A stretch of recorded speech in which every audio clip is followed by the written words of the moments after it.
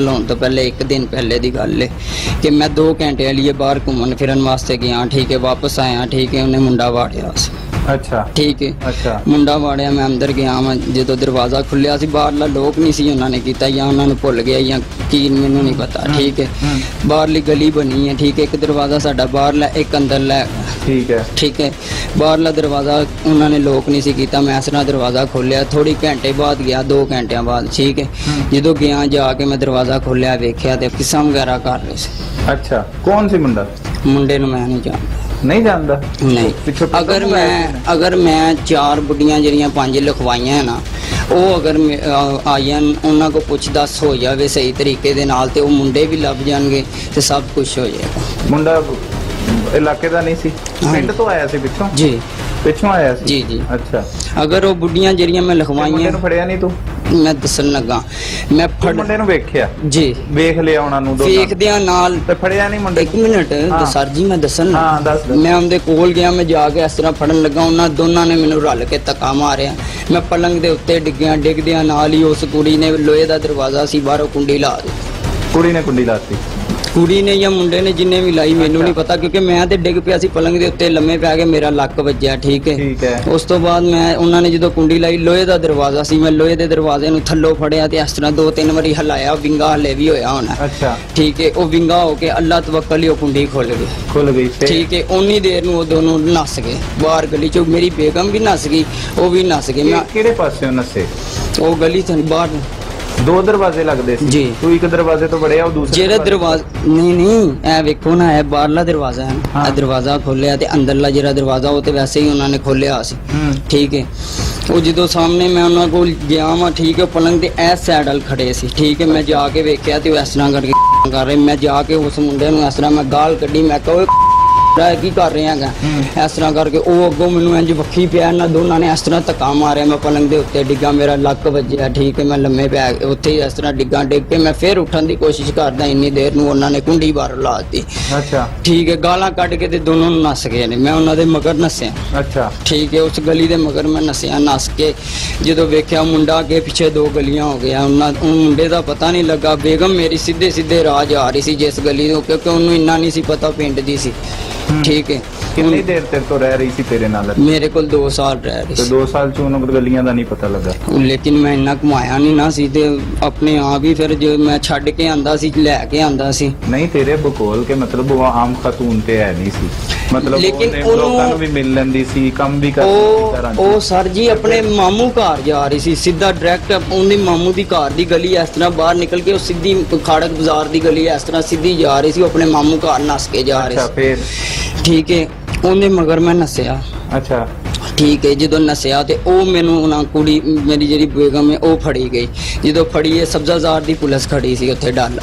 ਕਿਹਦੇ ਕੋ ਫੜੀ ਗਈ? ਤੂੰ ਫੜ ਲਈ? ਮੈਂ ਫੜੀ। ਅੱਛਾ, ਸਬਜ਼ਾਜ਼ਾਰ ਦਾ ਡਾਲਾ ਖੜਾ ਸੀ, ਪੁਲਿਸ ਵਾਲਾ। ਫਿਰ? ਠੀਕ ਹੈ, ਉਸ ਪੁਲਿਸ ਵਾਲੇ ਨੇ ਉਸੇ ਟਾਈਮ ਰੋਕ ਲਿਆ। ਓਏ ਇਹ ਕੀ ਕਰ ਰਹੇ ਆ ਕੁੜੀ ਦੇ ਨਾਲ? ਇਹ ਕੀ ਕਰ ਰਹੇ ਆ? ਮੈਂ ਕਿਹਾ ਸਰ ਜੀ ਮੇਰੀ ਬੇਗਮ ਹੈਗੀ, ਕੁਛ ਨਹੀਂ ਕਰ ਰਿਹਾ ਹੈਗਾ। ਉਹ ਕਹਿੰਦੀ ਨਹੀਂ ਸਰ ਜੀ, ਇਹਨੇ ਮੈਨੂੰ ਮਾਰਨਾ, ਇੰਜ ਕਰਨਾ, ਫਲਾਨ ਕਰਨਾ। ਮੈਂ ਕਿਹਾ ਸਰ ਜੀ ਕੁਛ ਵੀ ਨਹੀਂ ਮੈਂ ਕਰਨਾ ਹੈਗਾ। ਸਰ ਜੀ ਮੈਂ ਤੁਹਾਨੂੰ ਇਹਦੀ ਛੋਟੀ ਜਿਹੀ ਗੱਲ ਦੱਸਦਾ ਤੇ ਤੁਸੀਂ ਆਪ ਹੀ ਇਹਦੇ ਮੂੰਹ ਤੇ ਚੰਡਾ ਮਾਰਨ ਲੱਗ ਜਾਓ। ਉਹਨੇ ਕਿਹਾ ਕਿਸ ਵਜ੍ਹਾ ਤੋਂ? ਅੱਛਾ, मैं क्या सर जी इस तरह करके करा के आइए तो झूठ बोलन दी है, नहीं ये मुझे मारेगा, छोड़, ये ऐसे करेगा, नहीं वो रिक्शे स्टैंड वाला भी गवाह है सामने। अच्छा, ठीक है, नहीं ये मुझे मारेगा, ऐसे करेगा, नहीं। मैं क्या सर जी आप टेंशन ना लें, मैं इसे कुछ नहीं कहूँगा, इसके माँ प्यो के पास इसको छोड़ूंगा। ठीक है, आप टेंशन ना लें। उसी टाइम उन्हें कहा चलो सुलह करो। सुलह की उस पुलिस वालियां दे सामने जफ्फी पवाई। उस पुलिस वालियां ने, इंस्पैक्टर ने जफ्फी पवाई साडे सामने गली दे विच खलो। हाँ जी, जफ्फी पै गई। अच्छा, ठीक है, कोई रौला नहीं। कदों दी गल है? उस तो 1 दिन पहले दी गल। ਜਦੋਂ ਤੂੰ ਉਹਨੂੰ ਮਾਰਿਆ ਉੱਤੇ? मारन तो 1 दिन पहले। अच्छा, ਫਿਰ? ਸੁਲਾਹ ਹੋ ਗਈ, ਜੱਫੀ ਪਵਾਈ, ਸਭ ਕੁਝ ਕੀਤਾ ਕਰਕੇ। ਉਸ ਤੋਂ ਬਾਅਦ ਉਹਨੇ ਪੁਲਿਸ ਵਾਲੇ ਨੇ ਕਿਹਾ ਤੁਸੀਂ ਨਾ ਹੁਣ ਚੁੱਪ ਕਰਕੇ ਚਲੇ ਜਾਓ। ਉਤਲੀ ਬੁੱਢੀ ਥੱਲੇ ਲੱਥੀ ਹੈ ਤੇ ਉਹਨੇ ਮੈਨੂੰ ਦੱਸਿਆ ਕਿ 2 ਮੁੰਡੇ ਆਏ ਸੀ, ਇੱਕ ਨਹੀਂ ਸੀ ਆਇਆ। ਨਹੀਂ ਉਦੋਂ। ਅੱਛਾ, ਤੂੰ ਇਹਨੂੰ ਰਾਤ ਦਾ ਕੁੱਟ ਰਿਹਾ ਜਾਂ ਬੋਲ ਰਿਹਾ ਜਾਂ ਕੀ ਕਰ ਰਿਹਾ ਨਾ, ਤੇ ਮੈਂ ਇਹਨੂੰ ਆਪਣੀਆਂ ਅੱਖਾਂ ਨਾਲ ਵੇਖਿਆ, ਇੱਕ ਬੰਦਾ ਨਹੀਂ ਸੀ ਆਇਆ, 2 ਬੰਦੇ ਆਏ ਸੀ ਜਦੋਂ ਤੂੰ ਗਿਆ ਸੀ। ਇਹ ਉਹ ਉਤਲੀ ਕਿਰਾਏਦਾਰ ਨੇ? ਉਹਦਾ ਕੀ ਨਾਮ ਹੈ? ਉਹਦਾ ਨਾਮ ਨਹੀਂ ਮੈਨੂੰ ਪਤਾ ਹੈਗਾ, ਬਾਕੀ ਉਹ ਵੀ ਹੈ। ਠੀਕ ਨਹੀਂ ਗਈ ਉਹ ਵੀ? ਹਾਂਜੀ ਅੱਛਾ ਫਿਰ ਇਹਨਾਂ ਦੀ ਬੰਦੀ ਸੀ ਆਪਸ ਵਿੱਚ? ਲੜਦੀਆਂ ਹਾਂਜੀ ਰਹਿੰਦੀਆਂ ਸੀ? ਬੰਦੀ ਸੀ ਆਪਸ 'ਚ, ਪਹਿਲੇ ਬਣੀ ਸੀ ਦੋਸਤ ਹੈਗੀ? ਹਾਂਜੀ ਅੱਛਾ, ਉਹ ਵੀ ਸ਼ਾਦੀशुदा ਹੈ? ਹਾਂਜੀ ਅੱਛਾ ਠੀਕ ਹੈ ਫਿਰ? ਠੀਕ ਹੈ, ਉਹਨੇ ਮੈਨੂੰ ਦੱਸਿਆ ਠੀਕ ਹੈ, ਦੋ ਇਸ ਤਰ੍ਹਾਂ ਕਰਕੇ ਆਏ ਸੀ ਮੁੰਡੇ। ਠੀਕ ਹੈ, ਉਸ ਤੋਂ ਬਾਅਦ ਸਰ ਜੀ ਮੇਰਾ ਹੋਰ ਗਰਮ ਦਿਮਾਗ ਹੋ ਗਿਆ। ਮੈਂ ਜੋ ਚੀਨੀ ਲੈ ਕੇ ਆ ਗੱਲ ਦੁੱਧ ਪਿਆ ਲਿਆ, ਮੈਂ ਉਹਨੂੰ ਪੁੱਛਿਆ ਤੂੰ ਇੱਕ ਮੁੰਡਾ ਨਹੀਂ ਦੋ ਮੁੰਡੇ ਵਾੜੇ ਨੇ, ਦੱਸ ਕਿਹੜੇ ਮੁੰਡੇ ਵਾੜੇ? ਉਹਨੇ ਨਹੀਂ ਦੱਸਿਆ ਸਰ ਜੀ। ਉਸ ਤੋਂ ਬਾਅਦ ਸਾਡੀ ਆਪਸ 'ਚ ਮੂੰਹ ਮਾਰੀ ਹੋ ਗਈ। ਠੀਕ ਹੈ ਮੂੰਹ ਮਾਰੀ ਹੋਣ ਤੋਂ ਬਾਅਦ ਮੈਂ ਉਹਨੂੰ ਫਿਰ ਕੁੱਟਣਾ ਸ਼ੁਰੂ ਕੀਤਾ। ਚਪੇਟਾਂ ਪਹਿਲੇ ਮੈਂ ਮਾਰੀਆਂ, ਮੈਂ ਕਿਹਾ ਤੂੰ ਇਸ ਤਰ੍ਹਾਂ ਨਹੀਂ ਦੱਸਣਾ, ਤੇ ਫਿਰ ਮੈਂ ਦੂਸਰੇ ਤਰੀਕੇ ਨਾਲ ਤੇਰੇ ਕੋਲ ਮੈਂ ਪੁੱਛਦਾ ਤੂੰ ਇਸ ਤਰ੍ਹਾਂ ਦੱਸੇਂਗੀ। ਅੱਛਾ ਮੈਂ ਚਪੇਟਾਂ ਮਾਰੀਆਂ। ਠੀਕ ਹੈ, ਚਪੇਟਾਂ ਮਾਰਨ ਤੋਂ ਬਾਅਦ ਸਰ ਜੀ ਨਹੀਂ ਦੱਸਿਆ। ਫਿਰ ਮੈਂ ਡੰਡਾ ਫੜ ਲਿਆ, ਲੱਕੜ। ਅੱਛਾ ਲੱਕੜ ਫੜਨ ਤੋਂ ਬਾਅਦ ਮੈਂ ਲੱਕੜਾਂ ਮਾਰੀਆਂ, ਉਹ ਜਿਹੜੀ ਲੱਕੜ ਥੱਲੇ ਲਾਈ ਦੀ ਉਹ ਮਾਰੀ ਹੈ। ਮਾਰਨ ਤੋਂ ਬਾਅਦ ਨਹੀਂ ਬੋਲੀ। ਠੀਕ ਹੈ, ਫਿਰ ਮੈਂ ਉਸ ਤੋਂ ਬਾਅਦ ਸਰ ਜੀ ਪੈਂਪ ਫੜਿਆ, ਸੂਈ ਗੈਸ ਵਾਲਾ, ਉਹ ਮਾਰਿਆ। ਠੀਕ ਹੈ, ਫਿਰ ਮੈਂ ਥੋੜੀ ਫੜੀ, ਉਹਦੇ ਲੱਕ 'ਚ ਮਾਰੀ ਸੀ 2-3 ਵਾਰੀ। ਥੋੜੀ ਹਾਂਜੀ। ਜ਼ੋਰ ਦੀ? ਨਹੀਂ ਹਾਂ। ਇੰਨੀ ਵੀ ਨਹੀਂ ਜ਼ੋਰ ਦੀ ਆਸਤਾ ਮਾਰੀ ਆਸਤਾ? ਕਿ ਮੈਂ ਕਿਹਾ ਮੰਨੇਗੀ। ਕਿੱਲ ਫੜਿਆ ਨਾਲ ਕੇ ਖਾਲੀ ਥੋੜੀ? ਕਿੱਲ ਨਹੀਂ ਟੁਰ ਪਿਆ, ਅੱਛਾ ਕਿੱਲ ਨਹੀਂ? ਅੱਲਾ ਅੱਛਾ ਥੋੜੀ ਮਾਰੀ। ਅੱਛਾ ਠੀਕ ਹੈ, ਫਿਰ ਇੱਕ ਸਰ ਜੀ ਉਹ ਜਿਹੜਾ ਆਪਣਾ ਕੁੰਡੀ ਡੰਡੇ ਵਾਲਾ ਡੰਡਾ ਹੁੰਦਾ ਹੈ, ਉਹ ਮਾਰਿਆ। ਅੱਛਾ ਮੁxtਲਿਫ ਔਜ਼ਾਰ ਬਦਲਦਾ ਰਿਹਾ ਤੂੰ? ਜੀ। ਅੱਛਾ ਫਿਰ? 4000 ਸੀ ਜਿਨ੍ਹਾਂ ਨਾਲ ਮੈਂ ਉਹਨੂੰ ਮਾਰਿਆ। ਅੱਛਾ ਠੀਕ ਹੈ, ਉਹਦੀਆਂ ਲੱਤਾਂ ਵੀ ਤੋੜੀਆਂ ਸੀ। ਅੱਛਾ ਠੀਕ ਹੈ, ਉਹ ਕहीं ਤੋੜੀਆਂ? ਇਸ ਤਰ੍ਹਾਂ ਹੀ ਮਾਰ ਕੇ। ਅੱਛਾ ਠੀਕ ਹੈ। ਤੇ ਚੀਖਾ ਮਾਰ ਰਹੀ ਸੀ ਹਾਂਜੀ। ਕਿ ਮੂੰਹ ਬੰਦ ਤਾਂ ਸੀ? ਨਹੀਂ ਮੂੰਹ ਨਹੀਂ ਮੈਂ ਬੰਨਿਆ, ਮੂੰਹ ਖੋਲਿਆ ਸੀ, ਆਵਾਜ਼ ਵੀ ਕੱਢ ਪਈ। ਤੇ ਲੋਕ ਨਹੀਂ ਆਏ, ਜਮਾ ਨਹੀਂ ਆਏ? ਨਹੀਂ, ਕੋਈ ਲੋਕ ਨਹੀਂ ਆਇਆ, ਕਿਸੇ ਨੇ ਵੀ ਨਹੀਂ ਛਡਾਇਆ। ਨਾਲ ਦੇ ਵੀ ਸੁਣ ਰਹੇ ਸੀ, ਉਤਲੇ ਵੀ ਸੁਣ ਰਹੇ ਸੀ, ਸਾਰੇ ਸੁਣ ਰਹੇ ਸੀ। इस्त्री से जिस्म को जलाया गया, कमर से गोश्त का लोथड़ा काटा गया, जगह जगह कील खबोए गए, मगर उस बेज़मीर मोहल्ले के किसी भी शख्स ने महविश की पुकार नहीं सुनी। आखिर उस दिन उस मोहल्ले वालों की गैरत कहाँ चली गई? कोई कितनी नहीं। देर तक मारता रहे? तकरीबन कोई 10 घंटे मैं ਉਹਦੇ ਨਾਲ 10 ਘੰਟੇ ਮਾਰਦਾ ਰਿਹਾ? ਸ਼ਾਮ ਤੱਕ। ਫਿਰ ਸ਼ਾਮ 6 ਵਜੇ ਨੇ ਸਰ ਜੀ ਮੈਂ ਉਹਦਾ ਗਲਾ ਦਬਾ ਕੇ ਉਹਨੂੰ ਮਾਰ ਦਿੱਤਾ। ਮੈਨੂੰ ਸੋਚ ਆਈ ਕਿ ਮੈਂ ਕਿਸੇ ਦੋਸਤ ਕੋ ਮਸ਼ਵਰਾ ਲੈਣਾ ਕਿ ਇਹ ਜ਼ਿੰਦਾ ਹੈ ਜਾਂ ਮਰ ਗਈ ਹੈ, ਮੈਨੂੰ ਸਮਝ ਨਹੀਂ ਆ ਰਹੀ, ਕਿਉਂਕਿ ਹੱਥ ਪੈਰ ਤੇ ਪੀਲੇ ਪੈ ਗਏ ਸੀ। ਇੰਨੀ ਮੈਨੂੰ ਸਮਝ ਨਹੀਂ ਸੀ ਹੈਗਾ ਕਿ ਕਿਵੇਂ ਪਤਾ ਲੱਗਣਾ ਹੈ? ਹਾਂਜੀ। ਮੈਂ ਸਰ ਜੀ ਇੱਕ ਆਪਣੇ ਦੋਸਤ ਕੋਲ ਗਿਆ ਵਾਂ। ਠੀਕ ਹੈ, ਉਹਨੂੰ ਦੋਸਤ ਆਪਣੇ ਨੂੰ ਲੈ ਕੇ ਆਇਆ ਵਾਂ। ਉਹਨ ਚੈੱਕ ਕਰਾਇਆ? ਹਾਂਜੀ, ਉਹਨੂੰ ਮੈਂ ਚੈੱਕ ਕਰਵਾਇਆ। ਠੀਕ ਹੈ, ਉਹਨੂੰ ਮੈਂ ਕਿਹਾ ਕਿ ਯਾਰ ਚੈੱਕ ਕਰ। ਉਹਨੇ ਚੈੱਕ ਕੀਤੀ ਹੈ। ਉਹਨੇ ਪਹਿਲੇ ਕਿਹਾ ਕਿ ਮਜ਼ਾਕ ਕਰ ਰਹੀ ਹੈਗੀ, ਹੱਸ ਰਹੀ ਹੈਗੀ, ਇਹ ਕੋਈ ਨਹੀਂ ਹੈ, ਮਰੀ ਮੁਰੀ ਨਹੀਂ ਹੈਗੀ। ਮੈਂ ਕਿਹਾ ਫਿਰ ਸੋਚ ਲੈ। ਕਹਿੰਦਾ ਫਿਰ ਉਹਨੇ ਉਹਦੀਆਂ ਨਾੜਾਂ ਵਗੈਰਾ ਸਾਰਾ ਕੁਝ ਚੈੱਕ ਕੀਤਾ।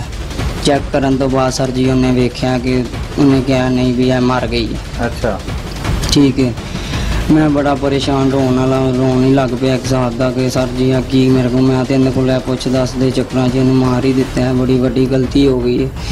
ਤੇ ਫਿਰ ਮੈਂ ਸੋਚੀ ਫਿਰ ਮੈਂ ਉਹਨੂੰ ਉਸੇ ਮੁੰਡੇ ਕੋਲ ਦੁਬਾਰਾ ਉਹਨੂੰ ਮੈਂ ਭੇਜ ਦਿੱਤਾ। ਮੈਂ ਕਿਹਾ ਤੂੰ ਜਾ ਯਾਰ, ਤੇਰੇ ਤੇ ਵੀ ਇਲਜ਼ਾਮ ਨਾ ਆ ਜਾਵੇ ਕੋਈ ਐਸੀ ਵੈਸੀ ਗੱਲ ਦਾ ਕਿ ਤੂੰ ਵੀ ਵਿੱਚ ਨਾਲ ਇਸ ਤਰ੍ਹਾਂ ਮੇਰੇ ਨਾਲ ਕਰਵਾਇਆ।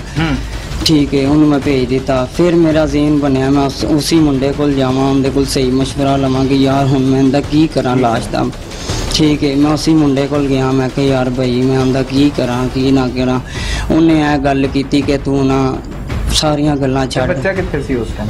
ਬੱਚਾ ਉੱਥੇ ਹੀ ਛੱਡ ਜਾਂਦਾ? ਨਹੀਂ, ਬੱਚਾ ਮੈਂ ਨਾਲ ਲੈ ਕੇ ਜਾਂਦਾ, ਫੀਟਰ ਨਾਲ ਫੜ ਕੇ ਜਾਂਦਾ ਸੀ। ਮੋਟਰਸਾਈਕਲ ਤੇ ਕਿ ਪੈਦਲ? ਪੈਦਲ। ਅੱਛਾ ਠੀਕ ਹੈ, ਉਸ ਤੋਂ ਬਾਅਦ ਮੈਂ ਉਸ ਮੁੰਡੇ ਕੋਲ ਗਿਆ ਸਰ ਜੀ। ਉਸ ਮੁੰਡੇ ਨੇ ਮੈਂ ਮਸ਼ਵਰਾ ਲਿਆ। ਮੈਂ ਕਿਹਾ ਭਾਈ ਕੀ ਕਰਾਂ ਯਾਰ, ਮੇਰਾ ਕੁਝ ਸਮਝ ਨਹੀਂ ਆ ਰਹੀ, ਮੇਰਾ ਦਿਮਾਗ ਇਸ ਟਾਈਮ ਨਾਲ ਫੁੱਲ ਪਤਾ ਨਹੀਂ ਕਿ ਘੁੰਮ ਗਿਆ ਹੈਗਾ। ਤੇ ਉਹਨੇ ਕਿਹਾ ਸਾਰਾ ਕੁਝ ਛੱਡ, ਵੱਡਿਆਂ ਤੋਂ ਇਲਾਵਾ ਕੋਈ ਨਹੀਂ ਕੁਝ ਦੱਸ ਸਕਦਾ, ਵੱਡੇ ਬਿਹਤਰ ਸੋਚਦੇ ਨੇ, ਤੂੰ ਵੱਡਿਆਂ ਕੋਲ ਜਾ ਕੇ ਇੱਕ ਵਾਰੀ ਆਪਣੀ ਮਾਂ ਕੋਲ ਨਾ ਇਸ ਤਰ੍ਹਾਂ ਗੱਲ ਕਰ।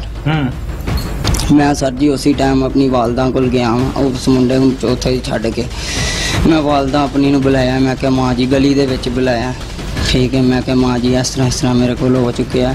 ਮਾਂ ਮੇਰੀ ਨੇ ਪਹਿਲੇ ਯਕੀਨ ਨਹੀਂ ਮੰਨਿਆ। ਉਹਨੇ ਕਿਹਾ ਨਹੀਂ ਤੂੰ ਝੂਠ ਬੋਲ ਰਿਹਾ ਬਗੈਰ ਤਾਂ ਇਸ ਤਰ੍ਹਾਂ ਦੀ ਗੱਲ ਨਹੀਂ ਕਰੀਦੀ। ਮੈਂ ਕਿਹਾ ਨਹੀਂ ਮਾਂ ਜੀ, ਇਹਦੇ ਨਾਮ ਕੀ, ਵਾਕਈ ਇਸ ਤਰ੍ਹਾਂ ਮੇਰੇ ਕੋਲ ਹੋ ਗਿਆ। ਮਾਂ ਮੇਰੀ ਉੱਥੇ ਰੋਣ ਲੱਗ ਪਈ ਕਿ ਤੂੰ ਇਹ ਕੀ ਕੀਤਾ। ਅੱਛਾ ਠੀਕ ਹੈ, ਉਸ ਤੋਂ ਬਾਅਦ ਉਹਨੇ ਨਾ ਭਰਜਾਈ ਨੂੰ, ਮਾਂ ਮੇਰੀ ਨੇ ਜਾ ਕੇ ਦੱਸਿਆ ਹੈਗਾ ਕਿ ਇਸ ਤਰ੍ਹਾਂ ਕਰਕੇ ਆਪਣਾ ਇਹਨੇ ਮੈਵਿਸ਼ ਨੂੰ ਮਾਰ ਦਿੱਤਾ ਹੈਗਾ। ਠੀਕ ਹੈ, ਤੇ ਭਰਜਾਈ ਮੇਰੀ ਉਹਦੀ ਕਜ਼ਨ ਹੈਗੀ ਸੀ ਸਕੀ। ਠੀਕ ਹੈ, ਉਹ ਵੀ ਉੱਚੀ ਆਵਾਜ਼ ਨਾਲ ਰੋਣ ਲੱਗ ਪਈ। ਅੰਮੀ ਮੇਰੀ ਨੇ ਕਿਹਾ ਇੱਕ ਵਾਰੀ ਚੁੱਪ ਕਰ, ਉੱਥੇ ਜਾਂਦੇ ਆ, ਜਾ ਕੇ ਵੇਖਦੇ ਆ ਕੀ ਹਿਸਾਬ ਹੈ ਕੀ ਨਹੀਂ। ਠੀਕ ਹੈ, ਫਿਰ ਭਰਜਾਈ ਮੇਰੀ ਨੇ ਕਿਹਾ ਇੱਕ ਮਿੰਟ ਮੈਂ ਆਪਣੇ ਬੰਦੇ ਨੂੰ ਫੋਨ ਕਰਨਾ, ਭਾਈ ਮੇਰੇ ਨੂੰ। ਠੀਕ ਹੈ, ਉਹ ਕੰਮ ਤੇ ਹੈਗਾ ਸੀ, ਜੀ ਸਪੋਰਟ ਤੇ ਲੱਗਾ ਹੋਇਆ। ਉਹ ਫਿਰ ਹਮਸਾਈ ਨੇ ਕਿਹਾ ਕਿ ਇਹਨੂੰ ਇੱਕ ਵਾਰੀ ਨਾ ਹਸਪਤਾਲ ਲੈ ਕੇ ਜਾਓ ਤੁਸੀਂ। ਲਗੇ ਹਾਂਜੀ, ਹਸਪਤਾਲ ਉਸ ਤੋਂ ਬਾਅਦ ਇਸ ਤਰ੍ਹਾਂ ਲੈ ਕੇ ਗਏ ਕਿ ਰਕਸ਼ਾ ਕਰਾਇਆ ਸਰ ਜੀ, ਰਕਸ਼ਾ ਕਰਾ ਕਿਹੜੇ ਹਸਪਤਾਲ? ਹਾਂਜੀ, ਨੂਰ ਹਸਪੀਟਲ ਲੈ ਕੇ ਗਏ ਆ ਪਹਿਲੇ। Private ਹੈ? ਅਵਾਨਟੋਨ ਜਿਹੜਾ ਹੈ ਨਹੀਂ ਹੈ, ਸਰਕਾਰੀ? ਪਤਾ ਨਹੀਂ ਗਵਰਨਮੈਂਟ ਹੈ ਕਿ ਅੱਛਾ, ਸਰਕਾਰੀ। ਫਿਰ ਉੱਥੇ ਕੀ ਹੋਇਆ? ਉੱਥੇ ਉਹਨੂੰ ਚੈੱਕ ਕਰਵਾਇਆ, ਉਹਨਾਂ ਨੇ ਕਿਹਾ ਡੈਥ ਹੈਗੀ ਹੈ। ਠੀਕ ਹੈ ਸਰ ਜੀ। ਪੁਲਿਸ ਨਹੀਂ ਬੁਲਾਈ ਉਹਨਾਂ ਨੇ? ਜੀ ਨਹੀਂ ਸਰ ਜੀ। ਅੱਛਾ, ਵਾਪਸ ਲੈ ਆਏ? ਨਹੀਂ ਵਾਪਸ ਨਹੀਂ। ਉਥੋਂ ਜਦੋਂ ਜਵਾਬ ਮਿਲਿਆ ਤੇ ਸਰ ਜੀ ਫਿਰ ਮਨਸੂਰੇ ਹਸਪੀਟਲ ਐਸ ਚਲੇ ਆਏ। ਫਿਰ ਮਨਸੂਰੇ ਹਸਪੀਟਲ ਵਾਲਿਆਂ ਨੇ ਉਹ ਕਲਿੱਪਿੰਗ ਜਿਹੜੀ ਹੁੰਦੀ ਨਹੀਂ ਉਹ ਲਾਈ ਸਰ ਜੀ, ਉੱਤੇ ਬਾਜ਼ੂਆਂ ਨੂੰ ਵੀ ਲਾਈ ਤੇ ਲੱਤਾਂ ਨੂੰ ਵੀ ਲਾਈ ਸਰ ਜੀ।